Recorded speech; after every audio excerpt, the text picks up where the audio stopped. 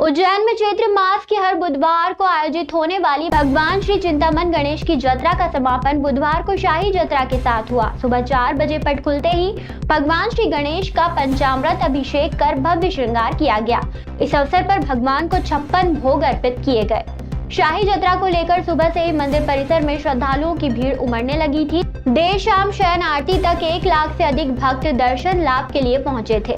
मंदिर समिति ने दर्शन व्यवस्था को लेकर विशेष इंतजाम किए थे। शहर के प्रमुख धार्मिक स्थलों में शामिल श्री चिंतामन गणेश मंदिर में चैत्र मास की जत्रा 19 मार्च से शुरू हुई थी। तब से हर बुधवार को भक्तों की भीड़ उमड़ती रही। 9 अप्रैल को चैत्र मास की चौथी और अंतिम बुधवार को शाही जत्रा के रूप में मनाया गया।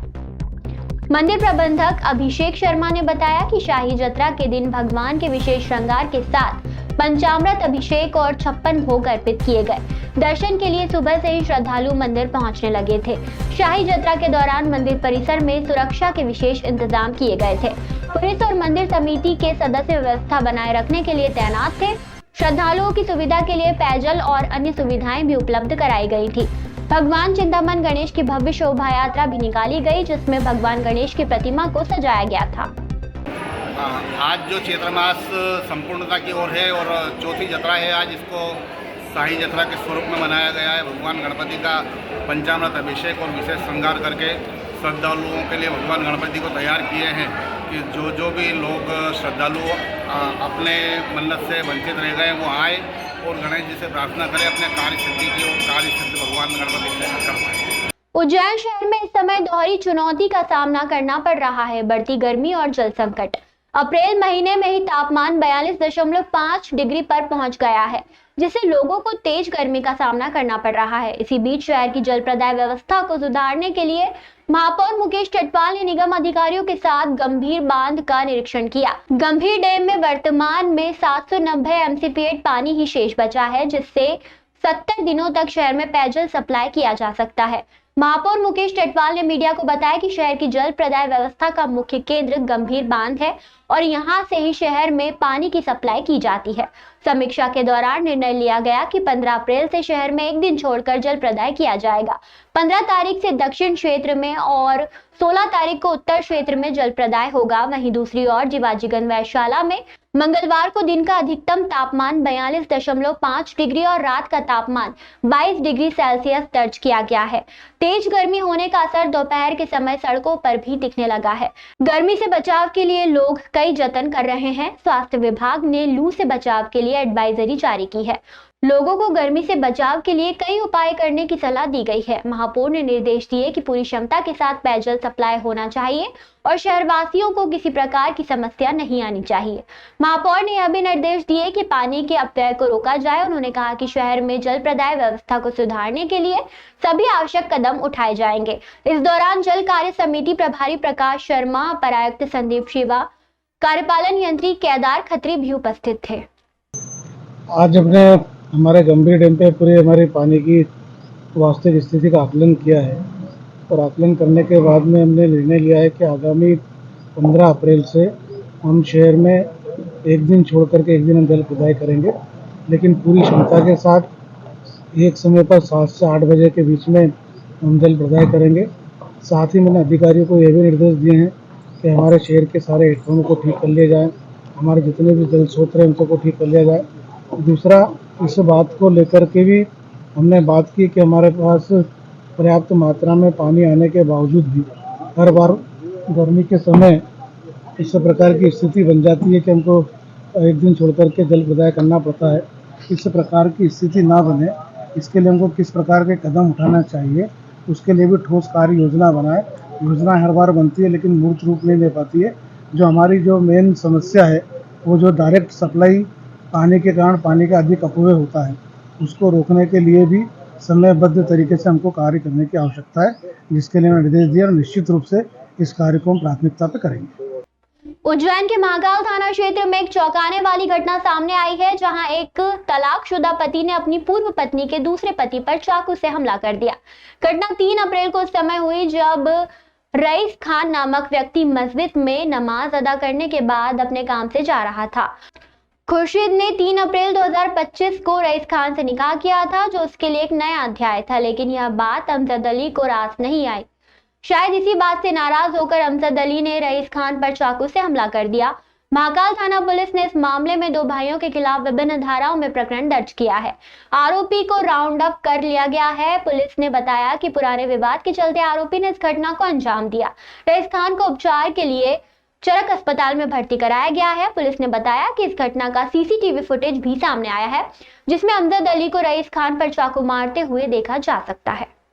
तो उन्होंने वहाँ दोनों भाई मिलकर गाली उपचार करी। अब पहले हमारी बेगम की शादी उनसे हुई थी अमजद से, फिर अभी हम हास हो गई।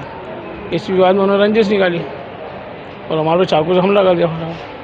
कौन लोग चाकू से हमला करा? इनके पुराने वाले हस्बैंड से इनसे इनका पहला हुआ था, अब दोबारा हमारे से हुआ।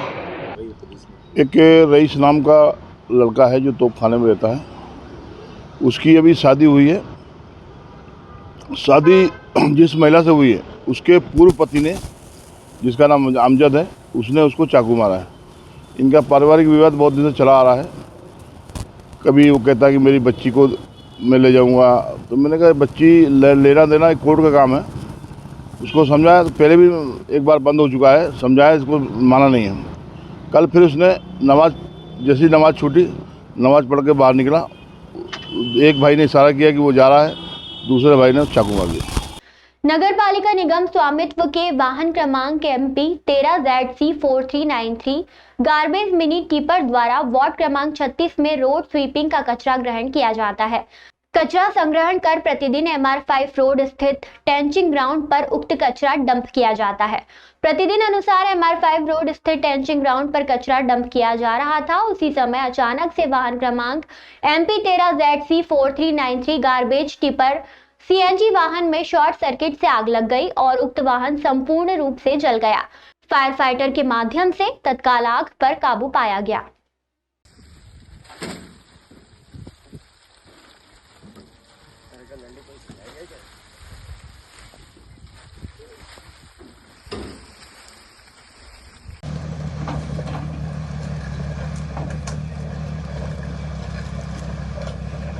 उज्जैन के महाकाल थाना क्षेत्र में जल गंगा संवर्धन अभियान के तहत एक महत्वपूर्ण कदम उठाया गया है। कलेक्टर नीरज कुमार सिंह और अन्य प्रशासनिक अधिकारियों ने विकास खंड घटिया के ग्राम कालियादह महल के समीप स्थित 52 कुंड की सफाई में श्रमदान किया। इस अभियान का उद्देश्य जिले में प्राचीन कुएं, बावड़ी और अन्य जल स्रोतों में जल के पुनर्चक्रण और संरक्षण के लिए साफ सफाई गहरीकरण करना है। सफाई और गहरीकरण अभियान के तहत 52 कुंड की सफाई की गई, जिसमें घाटों पर जमा मलबा और काई हटाई गई और श्रद्धालुओं द्वारा विसर्जित की गई सामग्री को निकाला गया। इस दौरान CEO smart city Sandeep Shiva, SDM ग्रामीण प्रतिका भीमावत, अतिरिक्त कार्यपालन अधिकारी जिला पंचायत ब्रजेश पटेल और अन्य जिला अधिकारी मौजूद थे। कलेक्टर नीरज कुमार सिंह ने बताया कि मुख्यमंत्री डॉक्टर मोहन यादव की मंशा के अनुसार जल गंगा संवर्धन अभियान के तहत पूरे जिले में नदी और तालाब के किनारे घाट, कुएं, बावड़ी और अन्य जल स्रोतों की साफ सफाई की जा रही है। इस अभियान का मुख्य उद्देश्य जल संरक्षण और प्रबंधन को बढ़ावा देना है। जल गंगा संवर्धन अभियान के तहत पौधारोपण किया जा रहा है और जागरूकता कार्यक्रम आयोजित किए जा रहे हैं। इस अभियान से जल स्रोतों के आसपास के क्षेत्र को हरा भरा बनाया जा सकेगा और लोगों को जल संरक्षण के महत्व के बारे में जानकारी दी जा सकेगी।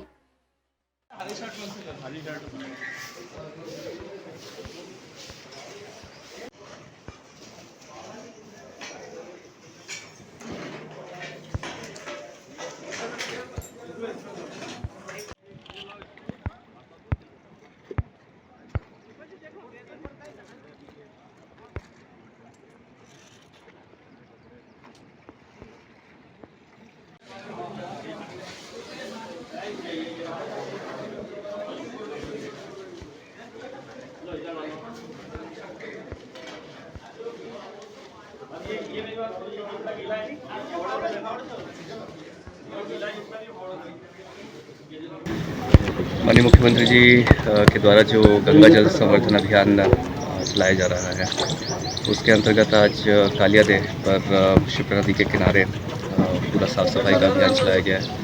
यहाँ पर पंचकोशी यात्रा के दौरान भी पड़ाव रहता है, काफ़ी बड़ी संख्या में लोग यहाँ पे आते हैं। तो नगर निगम की टीम तो कार्य कर ही रही थी। आज सभी विभाग के अधिकारियों ने मिलकर के यहाँ श्रमदान किया और इस जगह को पूर्ण रूप से साफ रखने में अपनी भूमिका निभाई और आगे बढ़ी। उज्जैन के शिप्रा नदी स्थित मेला ग्राउंड में विश्व बंजारा दिवस के अवसर पर एक वाहन रैली का आयोजन किया गया। इस कार्यक्रम में बड़ी संख्या में समाज के वरिष्ठ और युवा लोग शामिल हुए। रैली का उद्देश्य समाज को एक दिशा और गति प्रदान करना था, क्योंकि बंजारा समाज को एक पिछड़ा हुआ समाज माना जाता है। वाहन रैली में समाज के युवाओं ने भगवा ध्वज लेकर समाज का परचम लहराते हुए एकता का संदेश दिया। रैली उज्जैन के प्रमुख मार्गों से होते हुए गुजरी और पुनः कार्यक्रम स्थल पर पहुंची। इस दौरान समाज के लोगों ने गानों पर डांस किया और समाज को आगे बढ़ाने के लिए विचार विमर्श किया। कार्यक्रम में समाज के वरिष्ठ लोगों ने संबोधित करते हुए कहा कि युवाओं को आगे आकर समाज को आगे बढ़ाने के लिए काम करना होगा। कार्यक्रम के अंत में संस्था द्वारा समाज के वरिष्ठ और युवाओं का सम्मान किया गया और भंडारे का आयोजन हुआ। विश्व बंजारा दिवस नाइजीरिया में हुए एक दुखद घटनाक्रम की याद में मनाया जाता है। इस दिन का उद्देश्य समाज को एकजुट करना और आगे बढ़ाना है।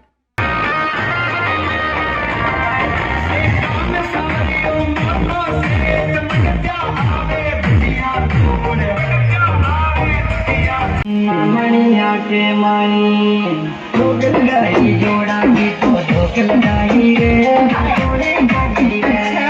बच्चा लगा छोरा की तो थोड़ी चाली रे मणिया में जारिया तो धूम मचाई रे।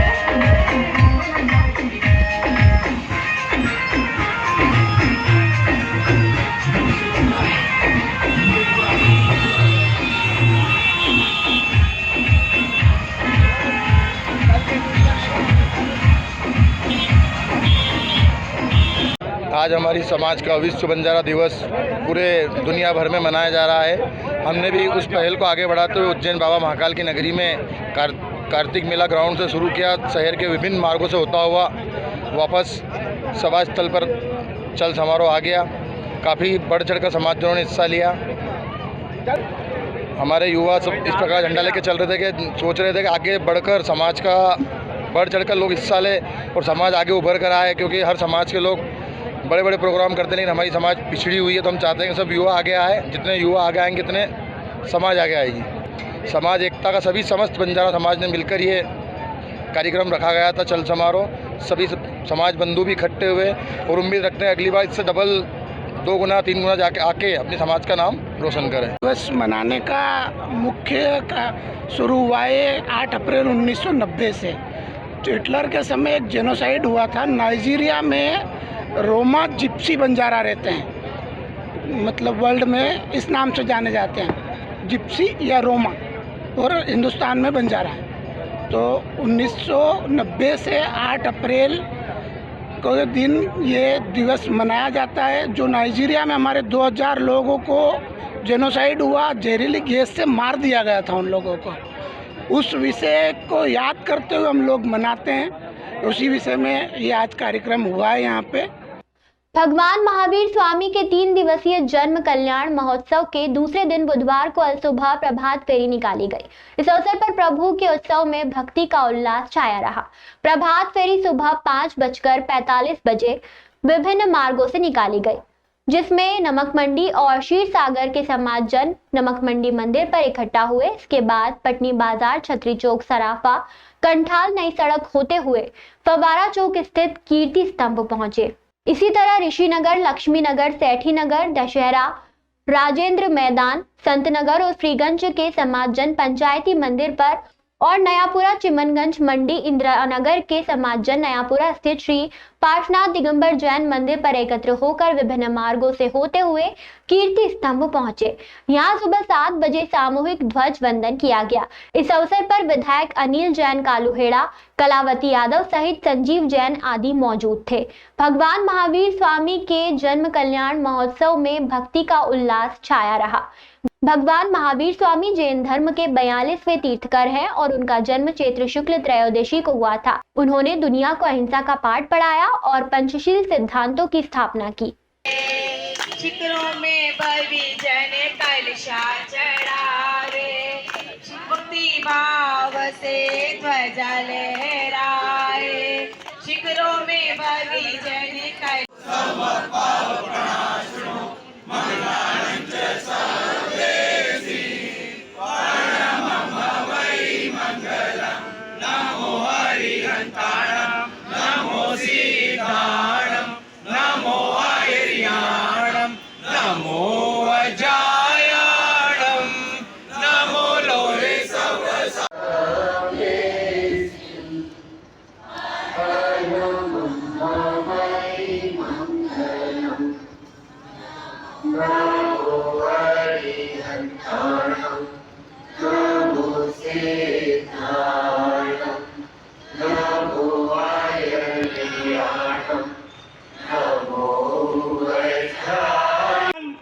महावीर स्वामी का जन्म हुआ था कुंडलपुर में। उस समय एक क्षण के लिए नरकों में भी शांति छा गई थी। आज ऐसे विश्ववंदनीय तीर्थंकर जिन्होंने जियो और जीने दो का संदेश सारे विश्व में प्रसारित किया और आज वे अंतिम शासन नायक के रूप में सिद्धशिला में स्थापित हैं। पहले तो मैं कहना चाहता हूं कि मैं अतिथि नहीं हूं, मैं अपना ही हूं और आपके बीच का ही हूं और मुझे इस योग्य बनाया है कि आपके बीच में मैं आपका नेतृत्व करूं और आपकी समस्याओं का सदैव समाधान करूं। अनिल जी ने जो मुझ में विश्वास व्यक्त किया है उसके लिए मैं धन्यवाद देता हूं। और आज बड़ा गौरवशाली पल है कि दोनों समाज के लोगों का एकीकरण और उसके साथ साथ भविष्य में स्वामी वात्सल्य का भी एकीकरण। इस पे भी अभय जी भाई साहब आप भी यही हैं, संजू भैया भी यही हैं, अनिल जी भी यही हैं और कुल मिलाकर के सब समाज के वरिष्ठ लोग हैं। इस पर भी बैठ करके विचार करके, क्योंकि हम जो विचार करके जिस अवधारणा को लेकर के आगे बढ़ रहे हैं